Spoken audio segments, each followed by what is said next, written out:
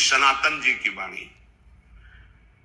परम मुनि परमहंस श्री सनातन जी हर समय 5 वर्ष की अवस्था में रहते और कोई वस्त्र नहीं धारण करते, दिगंबर। दिग माने दिशाएं, दिशाएं ही जिनकी अंबर है, अर्थात नग्न अवस्था में रहते हैं। ये वर्णन करते हैं कि एकादशी व्रत को हरितोष व्रत कहते हैं। भगवान की प्रसन्नता के लिए, हरिजू की प्रसन्नता के लिए एकादशी व्रत रहा जाता है। प्रायः समस्त वैष्णव जन रहते हैं। जो रसिक जन प्रियाजू के चरणों के अनन्य हैं, उनका एक ही व्रत है, श्यामा श्याम की 8 पहर उपासना करते हुए अपने मन वृत्ति को श्यामा श्याम में समर्पित करना।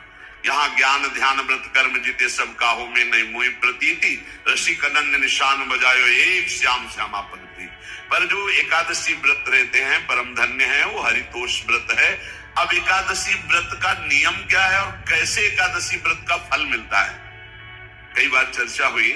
बहुत सुंदर तस्मात् शास्त्रम प्रमाणम थे, शास्त्र प्रमाण के अनुसार श्री सनातन मुनि बोल रहे हैं, अथ ते नियमान वच्मि व्रते ह्रस्मिन् दिनत्रये, कास्यं मानुषं मसूरान्नं चणकान् को द्रवास्तथा, शाकं मधुपरान्नं च पुनर्भोजन मैथुने, दशम्यां 10 वस्तूनि वर्जयेत् वैष्णवः सदा। जिसे एकादशी रहनी हो और एकादशी का फल प्राप्त करना हो, उसको ये नियम पालन करना चाहिए। अथ ते नियमान वच्मि व्रते ह्रस्मिन् दिनत्रये, उसको 3 दिन, एक तो दशमी और एक द्वादशी और फिर बीच में एकादशी, उसको 3 दिन संयम में रहना होता है, तब बीच की एकादशी का उसे फल प्राप्त होता है। जिसे एकादशी व्रत रहना हो, उसका नियम है कि दशमी के दिन कांसे के पात्र का त्याग करे। वैष्णव सिद्धांत है कि कभी जिसमें मांस बना उस रसोई का भोजन न ग्रहण करे। मसूर की दाल, चना की दाल, कोदों और कोई भी शाक, शहद, दूसरों का अन्न, दोबारा भोजन और मैथुन, ये दशमी के दिन त्याग दे। एक बार दशमी के दिन भोजन करे 24 घंटे में, क्योंकि एकादशी रहना है। कांसे का पात्र, जिस रसोई में मांस बना उसके भोजन का त्याग, मसूर की दाल, चना, कोदो, शाक, मधु अर्थात शहद और दूसरे के द्वारा दिया हुआ भोजन और दोबारा भोजन और मैथुन क्रिया, इनका दशमी के दिन कभी भी प्रयोग ना करें। इन 10 वस्तुओं से वैष्णव दूर रहे दशमी के दिन। फिर एकादशी पुटू का कचौड़ी पकौड़ी और सिंघाड़ा का हलवा और सवारी दुनिया के खीर और सब। एकादशी के दिन किसी भी तरह की गेम आदि क्रीड़ा ना खेले। जैसे अब आज व्रत है तो बैठे हैं अपना मोबाइल में गेम खेल रहे हैं, ऐसा कोई भी क्रीड़ा नहीं। द्वित क्रीड़ा, किसी भी तरह का गेम, ये सब खेल नहीं। द्वित क्रीड़ाम च निद्राम च तांबूलम दंत धावनम परापवादम पैशून्यम स्तेयम हिंसाम तथा रतिम कोपम हनत वाक्यम च एकादश्याम विवर्जयेत्। एकादशी के दिन उपासक को चाहिए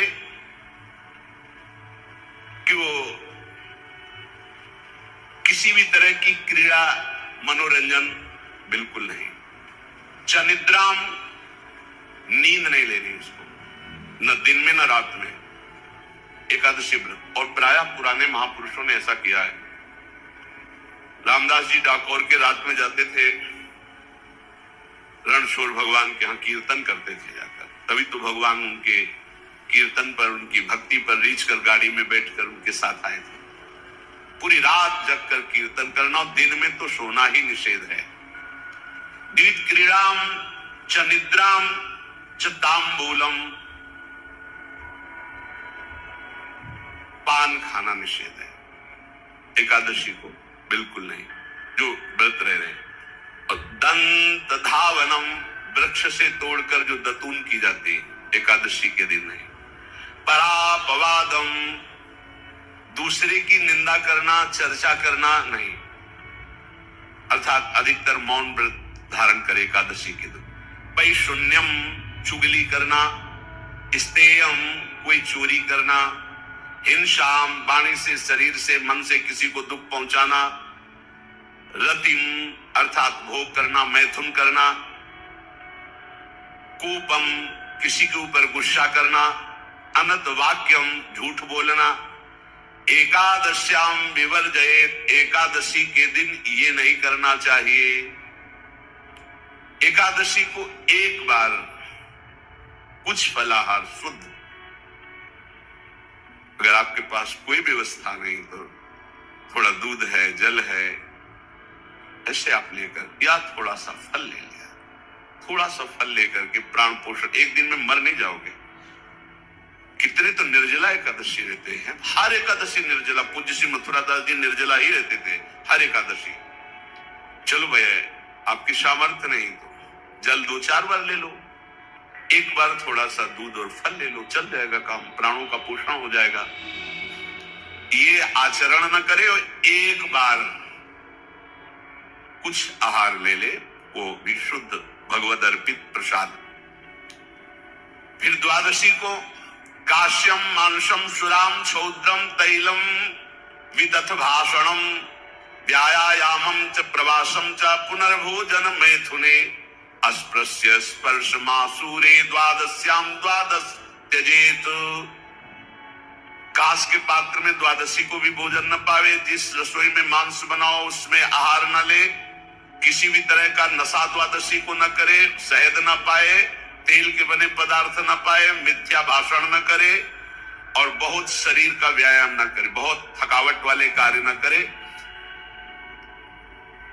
दोबारा भोजन न करे, एक बार द्वादशी को भी भोजन पवित्र, मैथुन न करे, जिसका स्पर्श नहीं किया जाता ऐसे पदार्थों का स्पर्श न करे, और मसूर की दाल न खाए।